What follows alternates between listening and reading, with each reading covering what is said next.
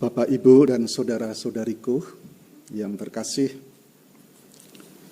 saat membaca merenungkan Injil siang ini, saya ingat pengalaman saya waktu SMP, liburan dengan teman-teman naik sepeda ke, mungkin bagi Anda asing ya, gua, bukan Gua Maria, Gua Selarong di Bantul, Jogja Selatan. Ya, dekat Kasongan, itu yang pusat Kasongan untuk bahan keramik. Ya, dari Ganjuran masih terus ke selatan Ganjuran. Di Gua Diponegoro, Gua Selarong. Waktu itu tahun, kalau kita ingat, 1825, 1830 kan perang Diponegoro. Ya, itu juga awal gereja Katolik di Surabaya, Kepanjen, ya sekitar 1822 itu. Dari Gua Selarong di mana Diponegoro sering beristirahat di situ, bisa melihat kota Jogja sebelah selatan, lalu membuat strategi bagaimana bisa mengusir Belanda dari Jogja. Dan bagi Bapak Ibu, ingat muncul namanya kultur stelsel, benteng stelsel. Jadi kalau Belanda bisa menguasai daerah, kemudian dibuat rel kereta api, biar daerah Diponegoro itu, Pangrangan Diponegoro dipersempit. Ingat sejarah sebentar. Pada waktu di sana panas, tidak seperti saat ini anak-anak SMP kemana-mana ada bawa minuman. Pada waktu itu saya tidak bawa minuman dengan teman-teman, dan saya ingat mungkin musim puasa juga. Saya naik sepeda panas di gunung, tetapi aneh di sekitar Gua Selarong, Gua Diponegoro itu banyak tumbuh jambu kelutuk. Jambu apa ya? Jambu kelutuk itu jambu biji, bukan jambu monyet. Kalau jambu monyet kan kepalanya di bawah. Jambu biji. Waduh, merah-merah itu. Teman-teman saya dan yang lain, saya lapar sekali, nggak bawa minuman, juga nggak bawa uang. Saat itu nggak ada warung-warung, nggak ada.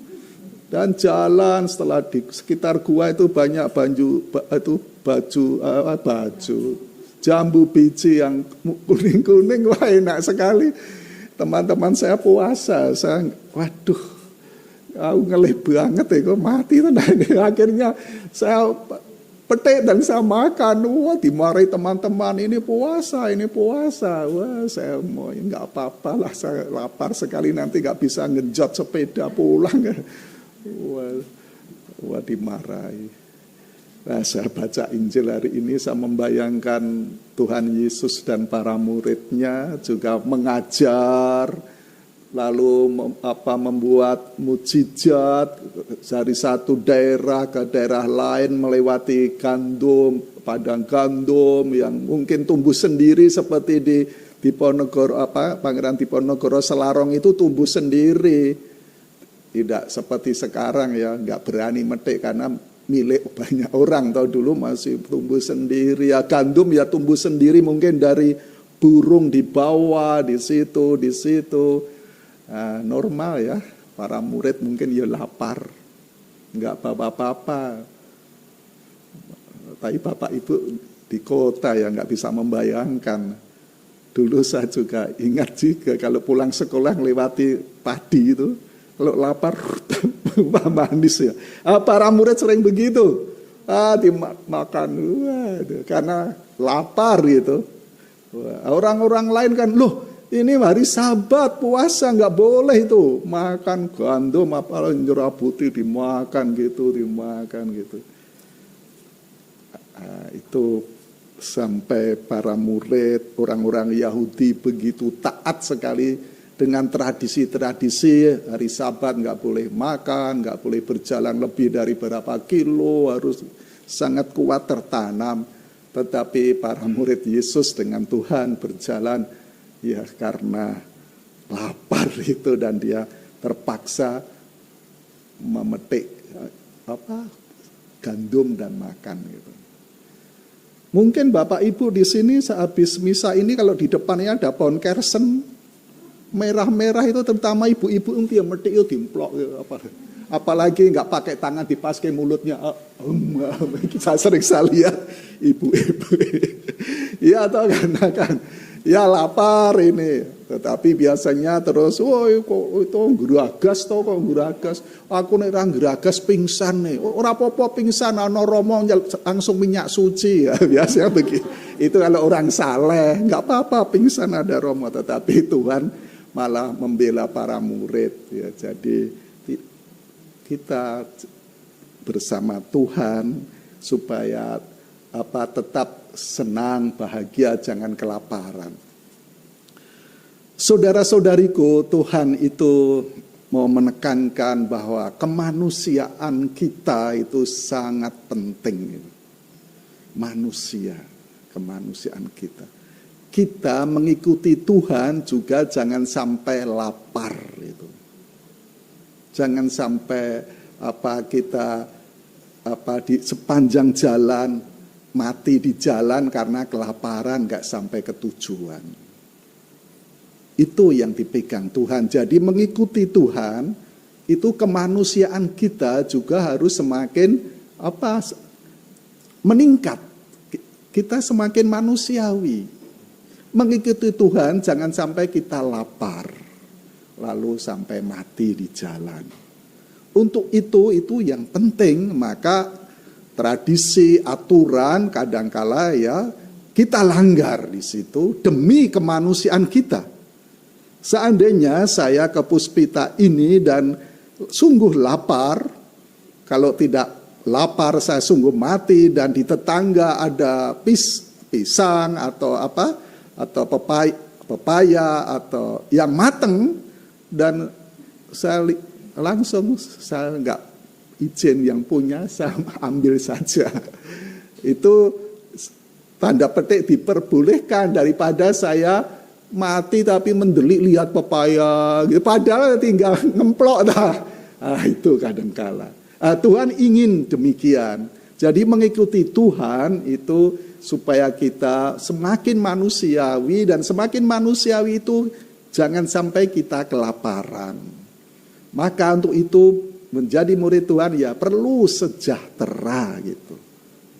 Tadi dalam bacaan pertama sangat bagus bagaimana Paulus sungguh menderita supaya murid-murid Tuhan Yesus itu sukacita, kaya, sejahtera. Padahal Paulus tadi sangat menderita, dia dipermalukan, dia menjadi orang gelandangan, dia menderita, dia demi murid-murid Tuhan Yesus supaya tetap sejahtera, menjadi raja, kaya raya.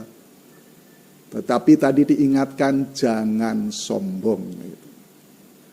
Meskipun kita kadangkala orang kalau sudah kaya raya dan kenyang terus serakah, terus sombong, karena kita lupa bahwa Tuhan itu yang selalu memberi anugerah kepada kita. Jadi Tuhan itu yang selalu menjadi pegangan hidup kita, yang menjadi menguasa hidupku. Jangan sampai kekayaanku, kemakmuranku, jabatanku. Kalau tidak hati-hati kita bisa buyar hidup kita. Ya, saya tidak menyinggung, tapi kita bisa belajar banyak yang saat ini baru dibicarakan selama hampir 2 bulan ini. Bagaimana Jenderal Verdi Sambo itu. Iya toh, jadi kita bisa belajar kehidupan dari situ. Orang yang ya serba ada, semua ada, tetapi kalau tidak hati-hati bahwa Allahku semua itu berkat, rahmat, semua kembali kepada Allah. Aku harus selalu rendah hati itu. Rendah hati. Maka mari kita merenungkan, saudara-saudariku, dan setiap Ekaristi saya selalu mencoba setiap merayakan sakramen apa saja, saya selalu menghadirkan Tuhan. Nanti Ekaristi di sini bersama Romo Ansel ya, ketemu di sini tadi juga kita menghormati sakramen Maha Kudus, Tuhan hadir. Dan Tuhan hadir itu tuh apa? Supaya kita kaya itu, sejahtera. Dan mengapa kita kaya sejahtera? Kalau kita rendah hati, Tuhan akan memberikan apa yang kita tidak punya. Aku sudah berusaha keras seperti tadi Paulus berusaha keras supaya murid-murid Tuhan kaya. Jadi misalnya dalam Ekaristi apa yang kurang dalam diri Anda? Sakit. Anda mohon kesembuhan. Dan Tuhan kan bersatu dengan diriku. Saya cuntel buntu dalam memikirkan apa saja. Aku membuka diri. Tuhan akan memberikan jalan keluar. Dan yang konkret aku mengalami, aku lapar hari ini. Ya Tuhan, aku lapar, ekonomi aku sungguh tidak punya, aku miskin. Tuhan tentu akan memberikan. Tidak ya memang bagus ya, Tuhan kan juga bersabda makananku ada juga tidak hanya dari roti, dari nasi, tetapi dari sabda Tuhan itu juga memang oke bagi orang-orang yang sudah makmur, tetapi kita kalau kekurangan apa saja katakan.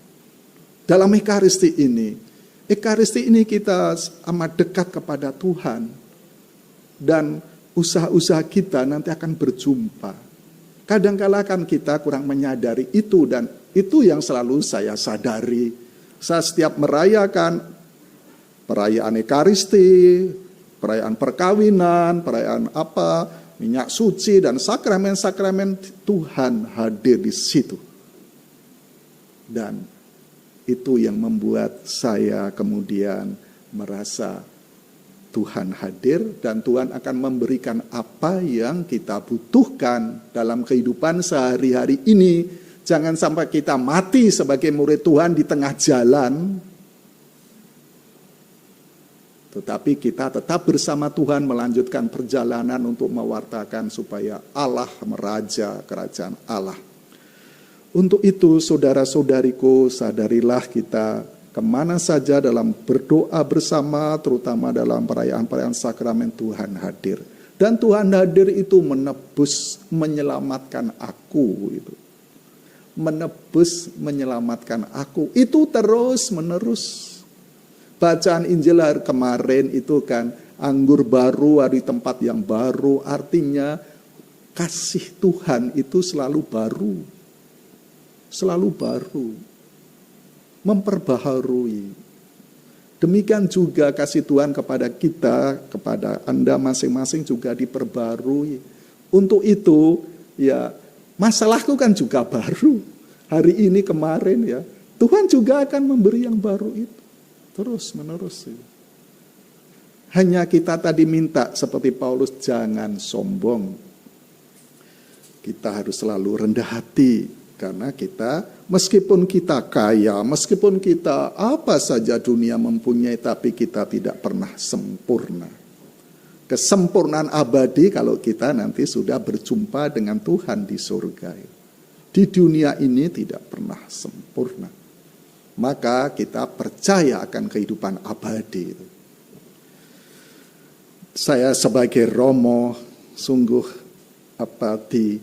diajak merenungkan lebih dalam, mungkin juga sebagai teguran. Tadi dalam bacaan pertama sangat bagus.